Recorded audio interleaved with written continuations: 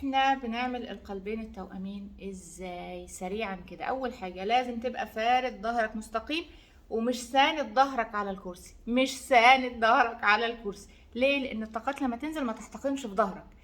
طيب، اول حاجه بنعمل تمارين الاول قبل القلبين التوأمين. تعمل اي تمارين تنشيطيه كده بتنشط بيها او بتحرك بيها الطاقه في جسمك. ده مهم جدا قبل وبعد التأمل. تاني حاجة بنقعد مفرود الظهر، مش ساند ظهري على الكرسي. يستحسن يبقى الكرسي بايدين كده عشان لما تعمل المباركة ما ايديك ما توجعكش، خصوصا في الاول. تاني حاجة بالنسبة للناس اللي جدا مستجدين في التأمل القلبين التوأمين، لازم تعرف ان التأمل ده بينشط الطاقات الإيجابية وبيعظمها، الصفات الإيجابية عندك والصفات السلبية كمان. يعني انت لو عندك غضب كتير كتير كتير مكبوت، هتلاقي نفسك بعد التأمل غضبان ومتعصب. فايه الحل؟ الحل ان انت بالذات اللي في الاول يحطوا رجليهم في ميه بملح. لو انت شايف ان انت عندك طاقات كتير سلبية وممكن تتعصب بعد التأمل، او ان انت ما بتبقاش مرتاح بعد التأمل، حط رجليك في ميه بملح. كل ده بنية ان كل ده هيتسحب، اي حاجة هتطلع على سطح الشكرات هتتسحب. والتمارين اللي بعد التأمل بتعمل كده كمان، مش بس بتنشط الطاقة، بتخلي اي حاجة وقفت على سطح الشكرة وعلى سطح الهالة انها تتحرر. فده مهم جدا. تاني حاجة بنحط اللسان في سقف البق كده، بنرفعه عشان نصل المسارات الأمامية مع الخلفية، وبنقوي هالتنا. تالت حاجة بقى بنعمل ايه؟ بندعي. أول حاجة بندعي. احنا بنبدأ التأمل بالدعاء وبننهيه بالشكر لله رب العالمين. وبعد ما بندعي ربنا سبحانه وتعالى ان احنا نستقبل الطاقات الإلهية والمساعدة والاستنارة والحاجات دي كلها، بنخبط على شكرة القلب هنا كده خبطتين، بالذات اللي شكرات القلب عندهم مش مفعلة او مش مستمرين على التأمل او ما يعرفوش.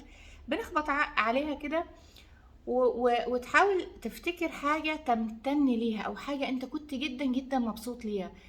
ومثلا يوم فرحك، يوم ما خلفتي، يوم ما نجحتي، يوم ما اتجوزتي، يوم اي حاجة، موقف، حتى لو ابتسامة طفل فرحتك، افتكر الموقف وابتسم لشكر القلب. واللي مش قادر برضه تحس ان شكر القلب، يعني ممكن تقول كلام حلو لشكر القلب، ان انا بحبك وان فيكي خير ممكن نكتفي بكل ده، ان احنا نخبط على شكر القلب ونفتكر بس حاجة بنمتن ليها. ونروح متخيلين الكرة الأرضية قدامنا زي كرة قدامنا صغيرة.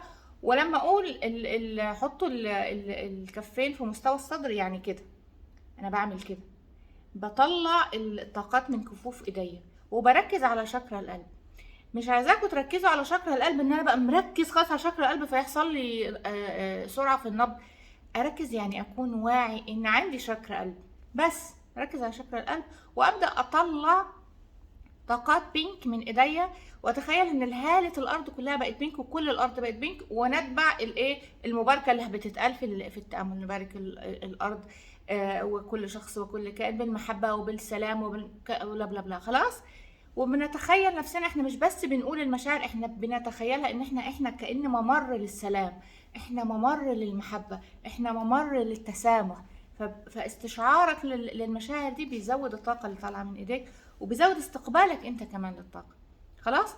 بعد ما باركت بالقلب، بحط ايدي على شكل التاج واخبط خبطتين كده، وبرضو بفتكر حاجة امتن ليها وابارك الارض الام، واتخيل ان في لون جولد طالع من ايديا بيملى الهالة بتاعت الارض كلها وبيملى الارض كلها. وبنتبع المباركة اللي في التأمل اللي انا هقولها. خلاص. تالت حاجة بقى بنعمل ايه؟ بنركز على القلب والتاج مع بعض، واحنا بنقول ساعتها اشبك القلبين التوأمين، القلب والتاج مع بعض، ونطلع بينكش جولد، بينك ذهبي من ايديا، يبقى موجود على حوالين الهالة كلها وعلى الارض كلها. ونتبع برضو المباركة اللي بيقولها اللي بيقود التأمل ايا ما كانت بقى.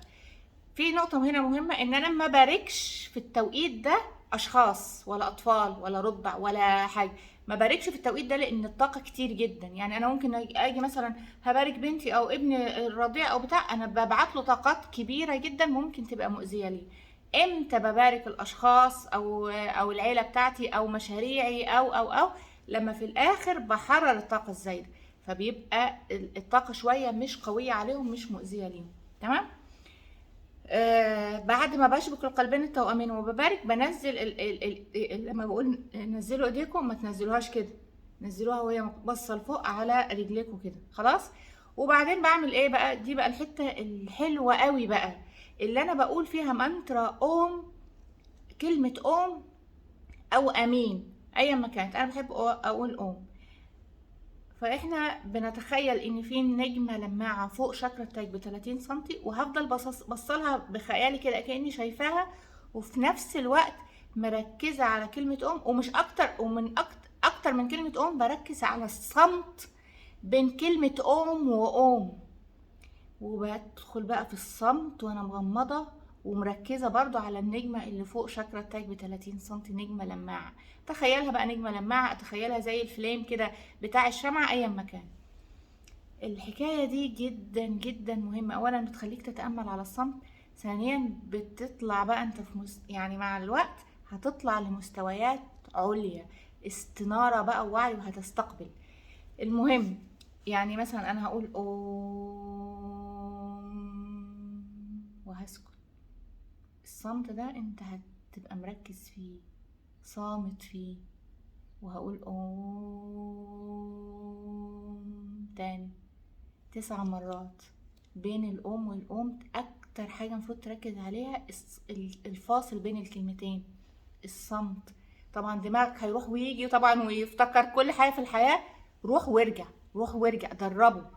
انا كنت بعمل كده، كنت افتكر كل حاجة ما ناسياها افتكرها في التوقيت ده، بس خلاص اقعد اقول لنفسي لحد ما اتعودت ان انا اتامل على الصمت.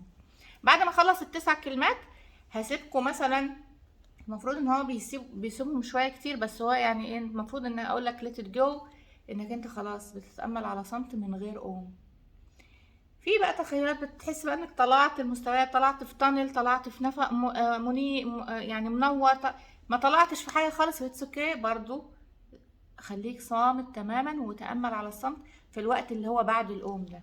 خلاص. وهنرجع بعد كده للجسد، وهنعمل ايه؟ هنحرر الطاقه الزايده للارض الام بنفس الطريقه، الكفين على مستوى الصدر، واتخيل الكره الارضيه قدامي، وهحرر الطاقه الزايده اللي انا استقبلتها دي للارض الام. ده الوقت بقى اللي انا ممكن ابارك فيه مشاريعي، ابارك فيه حساباتي البنكيه، ابارك فيه عيلتي، ابارك فيه نفسي، ابارك فيه اي حد تعبان انا عارفه، ابارك فيه اصدقائي، ابارك فيه. خلاص باركت، هروح جايه منزله ايديا ومتخيله ان في نور من اسفل العمود الفقري ومن اسفل القدمين بيدخل للارض الام، وبيعمل جذور من نور مثلا ل3 متر. دي برضو بيسحب وبيحرر الطاقة الزايدة، وبيخليك متجذب في الأرض الأم، وبتبارك الأرض الأم كمان. خلاص. وبعد كده بنخلص وبنشكر ربنا سبحانه وتعالى، وبيبقى انتهى التأمل.